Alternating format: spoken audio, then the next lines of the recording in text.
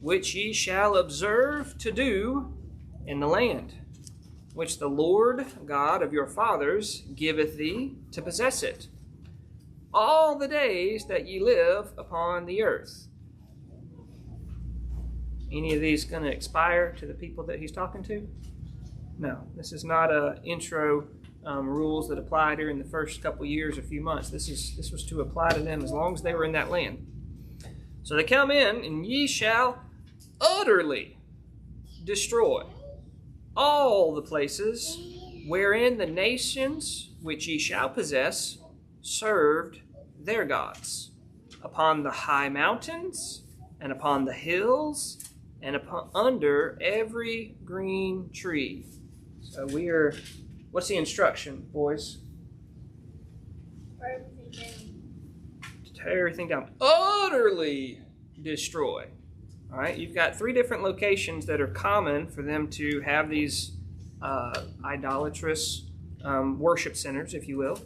High in the mountains, upon the hills, and under every green tree. All right, so it could be all over.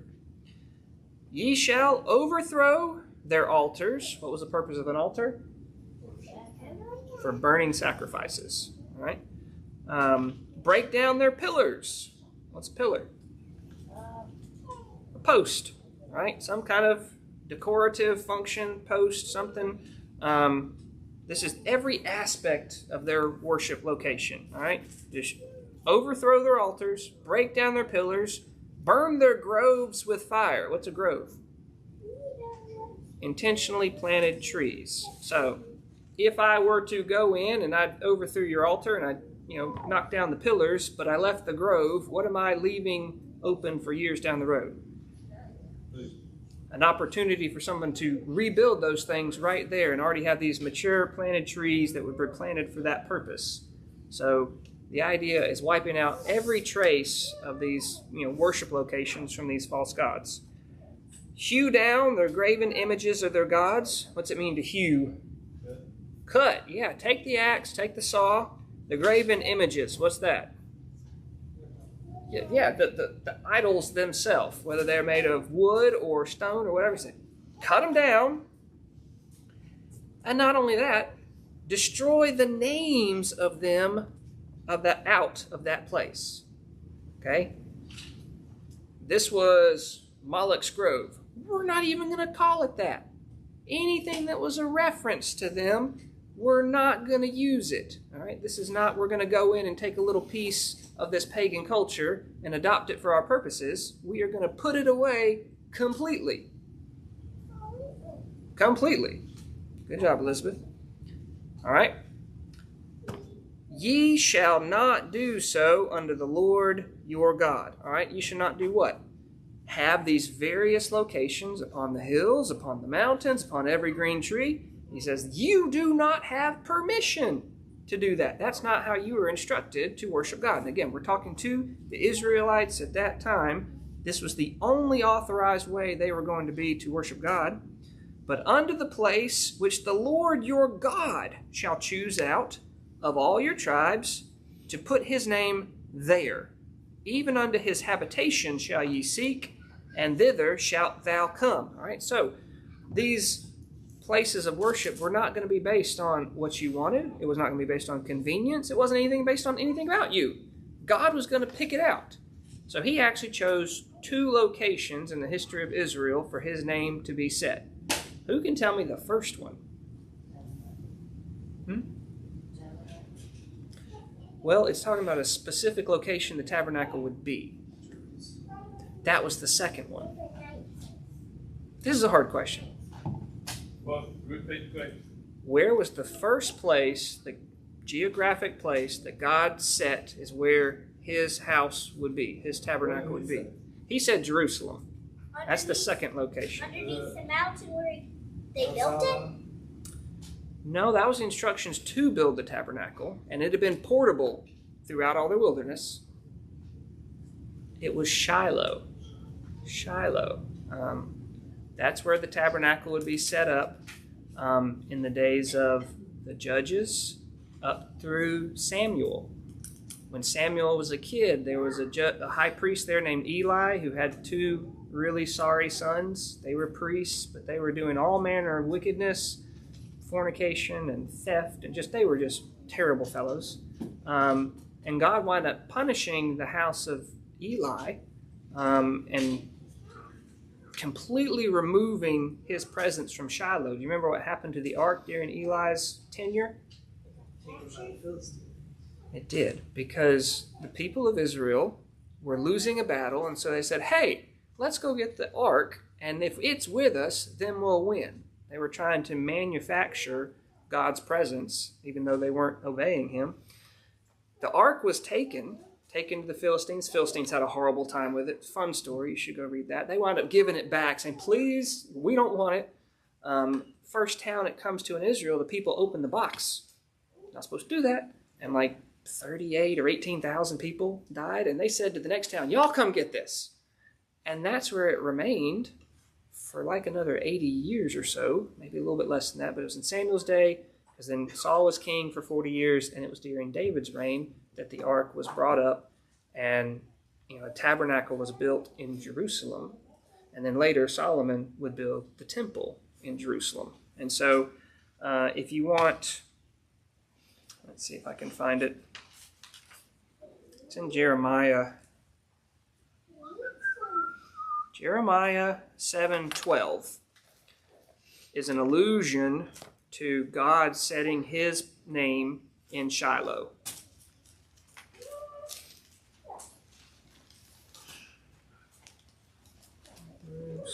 Jeremiah.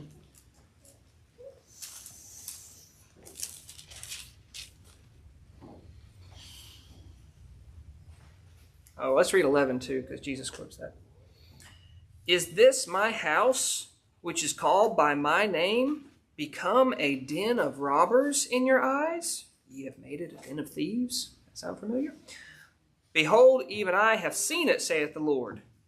But go ye now unto my place, which was in Shiloh, where I set my name at the first, and see what I did to it for the wickedness of my people Israel. All right? So by the time Jeremiah the prophet is around, we're at the end of Judah's existence. All right? He's going to be watching Babylon conquer them. All the kings have run their course, go into captivity. You'll come out of captivity, but there won't be another king. Right? And then you'll have couple of prophets with the rebuilding of Jerusalem and rebuilding of the tabernacle. But there's not this major restoration of the nation and the kingship, and you're going to have 400 years of silence, and then Jesus is going to come. And so that's Jeremiah at the end. And so he's saying, you who've just made this was the temple he's referring to in Jerusalem, you've made it so awful and what you've used it for and treated it, go look at what I did before. What did I do the first place I set my name, which was Shiloh? And then if you see in Jeremiah 26, he's even more explicit about what he did do. Jeremiah 26 and 9. Why hast thou prophesied in the name of the Lord, saying, this house shall be like Shiloh, and this city shall be desolate, without an inhabitant? And all the people were gathered against Jeremiah in the house of the Lord. So at this moment, Jeremiah has faithfully told them that you're going to experience what Shiloh experienced, and the people were angry about it, and they wanted to get him. So he had a really hard job of faithfully doing the word, and God had to tell him the first time, I'm not going to let them kill you. And they didn't, but he had a rough go of it. And so this house shall be like Shiloh, the city shall be desolate without inhabitants. So Shiloh, even though that was the first place God set his name, for their wickedness, he wound up taking that away, and eventually he set his name in Jerusalem. And you can see that explicitly in 2 Chronicles 6:6. How many times is Shiloh actually mentioned? It's mentioned several times up to Samuel's day, because it was during Samuel's day that Eli's sons were killed and the ark was lost, and that's kind of the last. It's all in reference to the covenant. It was in reference to where was the first authorized place for the tabernacle to be, and then that was taken away later. By the time King David was around, we're not talking about Shiloh anymore. That's what I'm saying. We move on from Shiloh. Yeah. and except for being a illustration of danger. Sorry, 2 Chronicles 6:6. This is God speaking to Solomon. But I have chosen Jerusalem, that my name might be there, and have chosen David to be over my people Israel. Right? And so this is at the time when they've brought the ark up and they're dedicating the temple, and Solomon, is able to speak to the Lord. So the Lord appears to Solomon on 2 occasions. All right. So going back to Deuteronomy 12. Even though all the inhabitants bounce around and have all of these places wherever they want, you're not to do that. You are to go in the spot that God chooses. And he wouldn't tell them where it was until they were already in the land. It was a I'll tell you later kind of thing. We'll see when we get there. Right? So, that spot, verse 6, thither shall you bring your burnt goods. What's thither mean? There, yeah. Go there. The spot that I'm going to tell you about later, that's where you'll bring your burnt offerings, your sacrifices, your tithes, heave offerings of your hand, and your vows, your freewill offerings, and the firstlings of your herd and of your flocks. Now, if you were just looking at this in summary form, you're like, what are we talking about? This is why we read the book of Leviticus. We know what these things are. A burnt offering is an offering where the entire animal is consumed. It's burnt up. A tithe, that is a fancy word for a tenth. A tenth of your grain, your corn, your olives, everything that the Lord blessed you with your increase, God said, I'm reserving a portion of that, and you are going to give it into the priest's hands and in the tabernacle's hands so that they can then disperse it out to the Levites and all the people who do not have an inheritance. That was how he was providing a living for them. Right? We're not under a tithe system today. There's no carry forward. But that's what that word meant. Your sacrifices, generally, anything you're sacrificing to God. That's a broad term. Anything you're sacrificing to God. Your heave offerings. Heave offering was a very specific offering, and a portion of it was going to be, tossed up in the air. That's literally heave it. That was what the priests were instructed to do. Same thing with a wave offering. Those would not be burned in their entirety. Some would be for the priest. Generally, some would be for the person who's sacrificing. But the fat and like the kidneys and like some of the special bits, God said, this is what you burn. You burn that, and the other pieces you can eat. Your vows, if you made a vow, you dedicated something that belongs to you, and you say, I want to give this to the Lord. See, that's where you take it. You go with all of your stuff that's connected to serving God and obeying Him with your stuff, you take it to this spot. Your free will offerings, those are things you just want to give. Right? You didn't make a promise about it, but you just want to, or Thanksgiving. The firstlings of your herd and your flocks, remember that's the price that was paid for coming out of Egypt and being redeemed, right? The people were spared from the Passover destroying angel, right, at Passover. But he said, all the firstborn that, opens the matrix, the firstborn of man and beast belongs to the Lord. And so for the animals, you would have to sacrifice them. If it was a clean animal, that was sacrificable. If it wasn't, you had to either pay for it or break its neck. So the point being is all of these things, this is very broad language, saying don't go do any of these things just off on your own.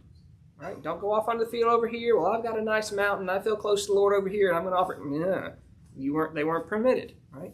There you shall eat before the Lord your God. Right? Because some of those were not to be burned entirely. There was portions of these kind of holy pieces that were to be burned, but the other portions for the priests and some for the sacrificers. Says that's where you eat those things.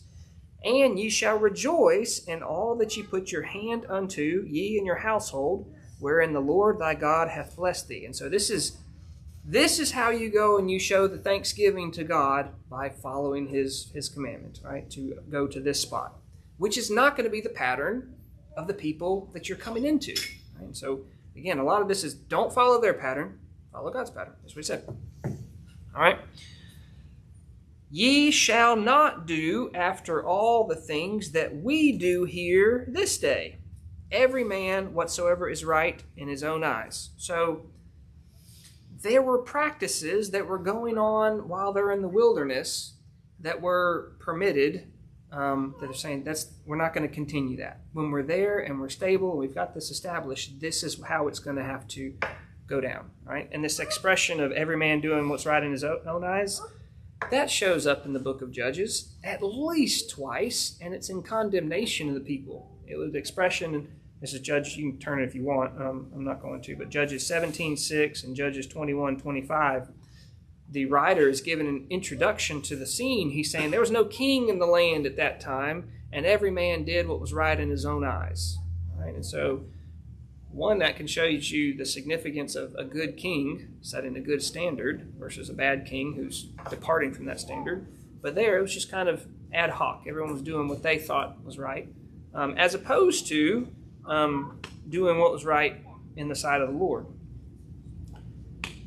Ye shall not do after we do this day, for ye are not as yet come to the rest and to the inheritance which the Lord your God giveth you. All right, so why are some of the things they're doing now in the wilderness travel permitted? You haven't yet come in to your rest where this is all going to be established and set up for you to do. But when you go over Jordan and dwell in the land which the Lord giveth you to inherit, and when he giveth you rest from all your enemies round about, so that you dwell in safety, then shall there be a place which the Lord your God shall choose to cause his name to dwell therein. So he's given them timing, all right? You're going to have to go in and fight. You're going to have to finish doing that course, and then God will tell you where he's going to set it up. Thither shall ye bring all that I command you, your burnt offerings, your sacrifices, your tithes, your heave offerings of your hand, all your choice vows, which you vow unto the Lord. Again, these are very broad descriptions to make sure everyone knows. We're talking about all of it, right? Well, this is just my special household sacrifice. This doesn't really apply. Surely I can do that at home. No. And ye shall rejoice before the Lord your God, ye and your sons and your daughters and your menservant and your maidservant and the Levite, which is within your gates, forasmuch as he hath no part nor inheritance with you. All right, so 3 times a year, they were supposed to make these feasts, journey to a specific location. That was where it was going to be. And they were supposed to come and observe those. In connection with these sacrifices, he said, bring in your families, bring in your servants, bring in the Levites, and you're all going to be rejoicing together about how God has provided for you over the course of this year. So this is opportunities to rejoice lawfully, showing appropriate appreciation and recognizing where all these things come from. Okay? Anyone else still with me? Take heed to thyself, that thou offer not thy burnt offering in every place that thou seest, but in the place which the Lord shall choose in one of thy tribes, there shalt thou offer thy burnt offerings, and there thou shalt do all that I command thee. Right? So again, really hammering at home. Right? It's not just going to be wherever you feel like. Now, by the time you've got to Solomon, a king wiser than anybody who'd lived yet, right, until you get to Jesus, at the end of his life, know what they're doing? They've got altars all over the place. He had a bunch of different wives from a bunch of different lands, and they'd say, honey, I'd like you to build me an altar for Moloch. And he'd say, sure, sweetie, or Ashtoreth, or whatever. And you can see that in 1 Kings 11. Let's look at a couple of examples there. 1 Kings 11:5.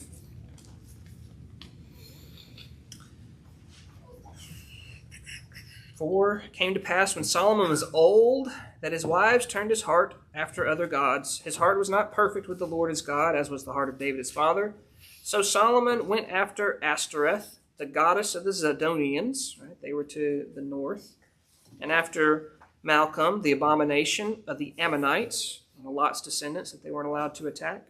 And Solomon did evil in the sight of the Lord and went not fully after the Lord as David his father. Then did Solomon build a high place for Chemosh, the abomination of Moab, in the hill that's before Jerusalem. And for Moloch, the abomination of the children of Ammon. So you've got all the current neighbors around. He is building these worship centers for them on these high places. Likewise did he for all his strange wives, which burnt incense and sacrificed unto their gods. And the Lord was angry with Solomon because his heart was turned from the Lord God of Israel, which had appeared unto him twice, and commanded him concerning this thing, that he should not go after other gods, but he kept not that which the Lord commanded him. And if you go forward a little bit farther in 14, you'll get to his son, Rehoboam. God's going to take the kingdom and divide it in two because Solomon did this. Right? You wonder why is there Israel in the north and Judah to the south? Because God took the 10 kingdoms away from Solomon for his disobedience. He didn't do it in Solomon's lifetime, but he waited till his son was reigning. His son was Rehoboam. And so Rehoboam wasn't doing much better. 14 and 22. Judah, referring to the nation, the southern kingdom, did evil in the sight of the Lord. They provoked him to jealousy with their sins, which they committed, above all that their fathers had done. They've gotten worse. For they built them high places and images and groves on every high hill and under every green tree. So as many opportunities, there's a lot of hills over there. There's a lot of mountains, a lot of trees. Like there's just an abundance of it. And there were also sodomites in the land, and they did according to all the abominations of the nations which the Lord cast out before the children of Israel. So once they started down the path of idolatry, they also adopted the other practices that were there before them. All right, let's go back to Deuteronomy. Notwithstanding, it's a great lawyer word. What does that mean? Not yet. Not yet. We're talking about an exception. So I've given you this rule about all these things you can't do. Notwithstanding, that means there's an exception that we're going to talk about where something is acceptable. All right. So notwithstanding, thou mayest kill and eat in all thy gates. All right. Thy gates is your house, right? In your little compound, your family home. Here's something you can kill and eat at home. Whatsoever thy soul lusteth after, and that's not in a negative sense, that's just as in whatever your desire, according to the blessing of the Lord thy God, which he hath given thee, the clean and the unclean and the clean may eat thereof, as of the roebuck and as of the hart. All right, roebuck and hart. You've got two wild animals, a gazelle and a deer, right? If you kill a deer, what do you have to do to it pretty soon?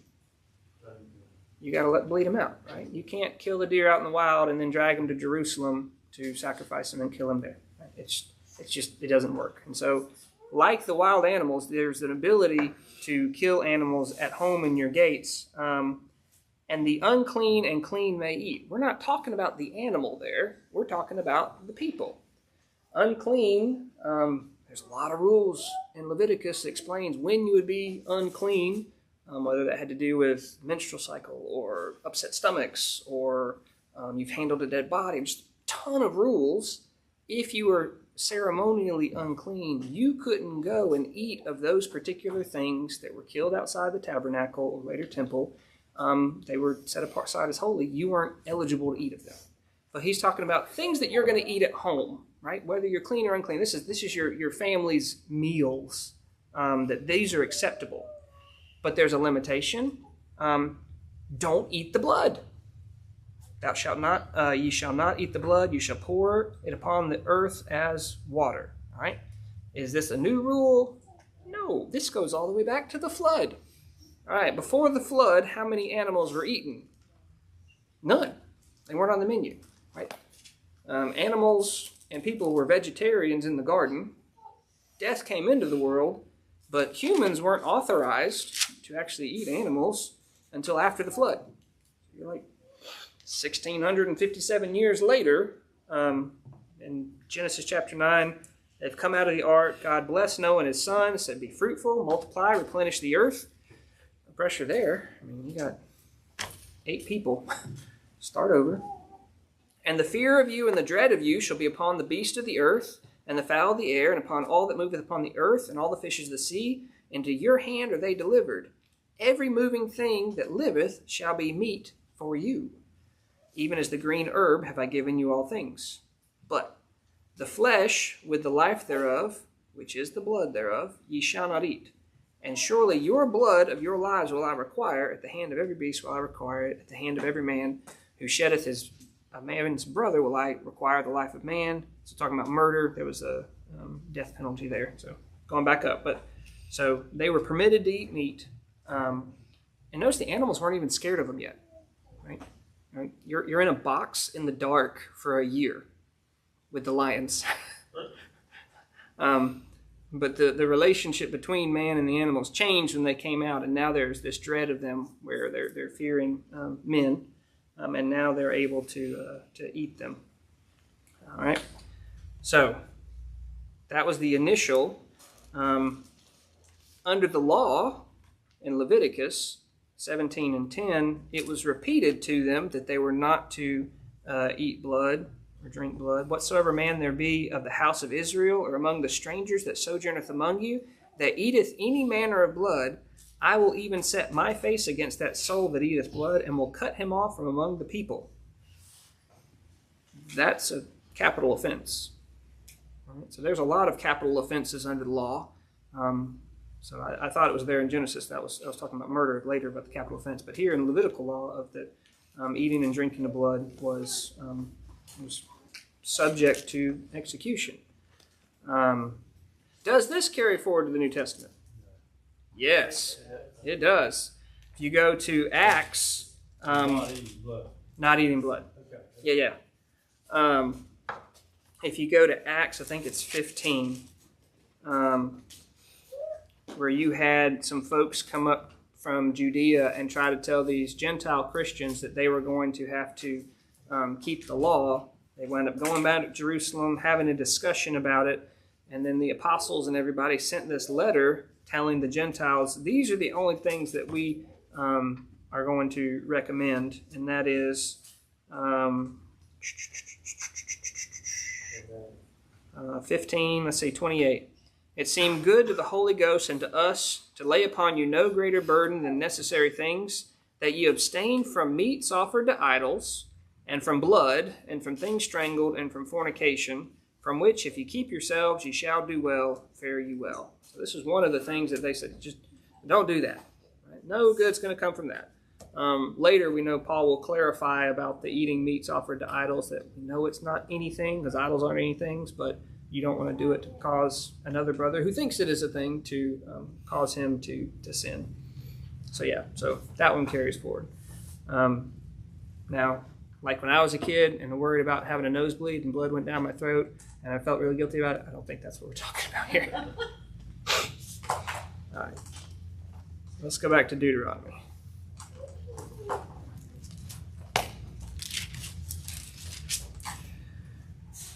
Okay. Thou mayest not eat within thy gates the tithe of thy corn, or thy wine, or thy oil, or the firstling of thy herds, or thy flock, or of any vow which thou vowest, nor thy freewill offerings, or the heave offerings of thy hand. All right? All those things that we just said were set apart and for a holy purpose and were for worship and were instructed they had to do. Those you couldn't do at home. There was no work from home policy on these. It was you had to go into the office, you had to go to the tabernacle and actually perform it there. But thou must eat them before the Lord thy God in the place where the Lord shall choose. Everybody, thou and thy son, thy daughter, thy manservant, thy maidservant, and the Levite, which is within thy gates, and thou shalt rejoice before the Lord thy God in all that thou puttest thy hands unto. Right? Warning, verse 19, take heed to thyself that thou forsake not the Levite as long as he liveth upon the earth. All right, what's it? Well, what's a Levite? A descendant of the fellow Levi, right? It's a big portion of the population. Right? There's roughly a 12th of them are Levites. And how much land was reserved for them? Basically nothing, but some cities were set aside for them. So they had these urban areas, and there were some suburbs around it where they could basically have like a garden. But as far as having ranges and large farms and cattle, just like the big operation, agricultural operation where you can get wealthy and sustain yourself, they weren't given that because they were given a different job. If you were a Levite and under a descendant of Aaron, you were going to be a priest, and you had to do very specific tasks in the worship service. If you were a Levite in general, then you would have to support that, doing all the other tasks that had to be done. Not grunt work, but that type of the manual labor and making sure that everything was accomplished.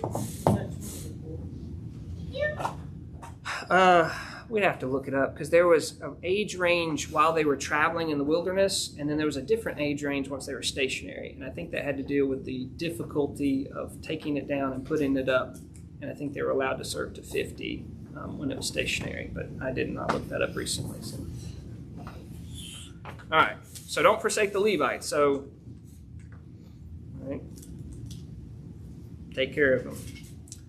Verse 20, when the Lord thy God shall enlarge thy border, as he hath promised thee, and thou shalt say, I will eat flesh, because thy soul longeth to eat flesh.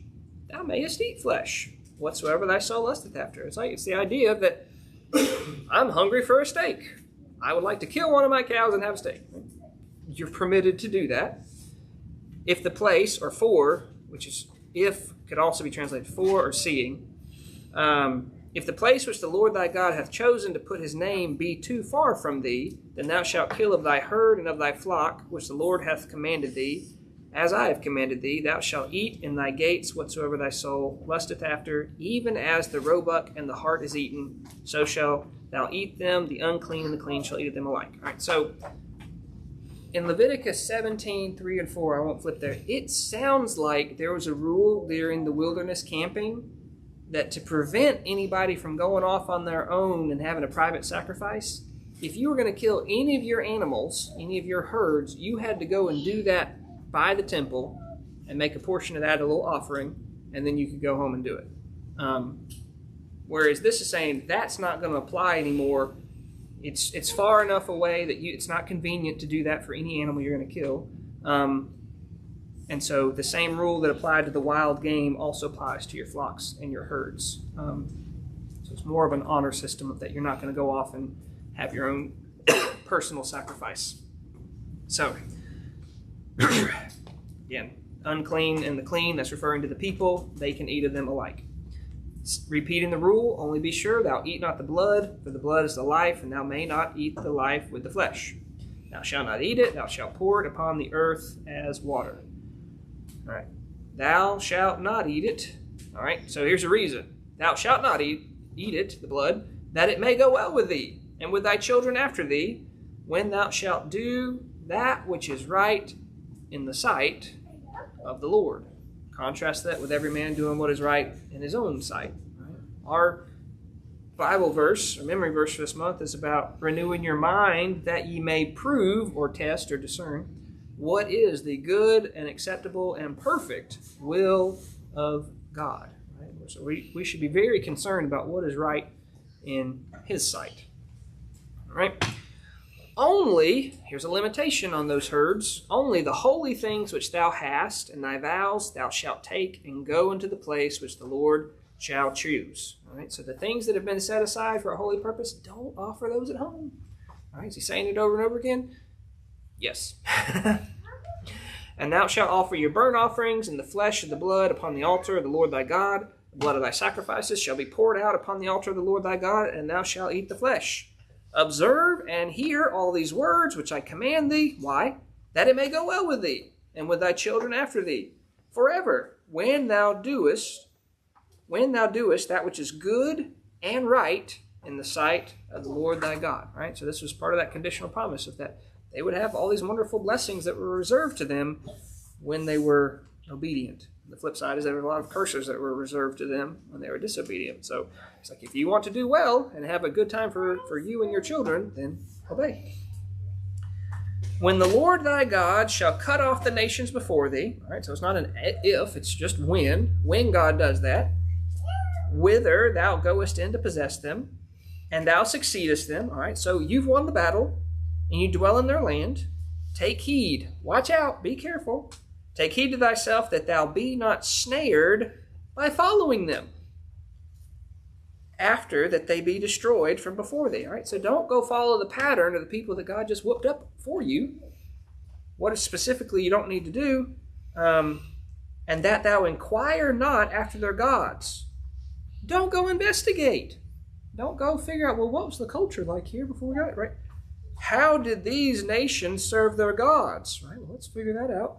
Even so will I do likewise. Right? And you'd see that in several of the kings when they were really getting, of Israel and Judah, when they were getting their tails whooped and whooped by someone else, they said, well, that God's delivering, the battle into their head. We'll just take that God and we'll worship him so we can win the battle. Say, don't go inquire how they did. Don't follow their pattern. Thou shalt not do so unto the Lord thy God. Right? Don't follow their example. Why? For every abomination to the Lord which he hateth have they done. Right? That's a broad statement. The Lord hates a lot of things as far as gross and vile practices. He says they've done them all. You want to get the most egregious? For even their sons and their daughters have they burnt in the fire to their gods. They had human sacrifices, taking their babies and their children and burning them up for their gods. He said, don't follow their practices. What things soever I command thou, observe to do it. Thou shalt not add thereto, nor diminish from it. How does this here book end? With the same admonition, Revelation 22, 18 and 19.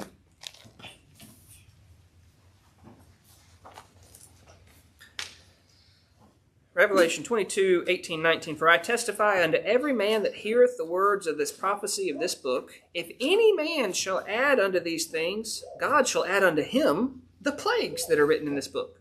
And if any man take away from the words of the book of this prophecy, God shall take away his part out of the book of life, and out of the holy city, and from the things that are written in this book. And that's pretty strong language about monkeying around with God's word.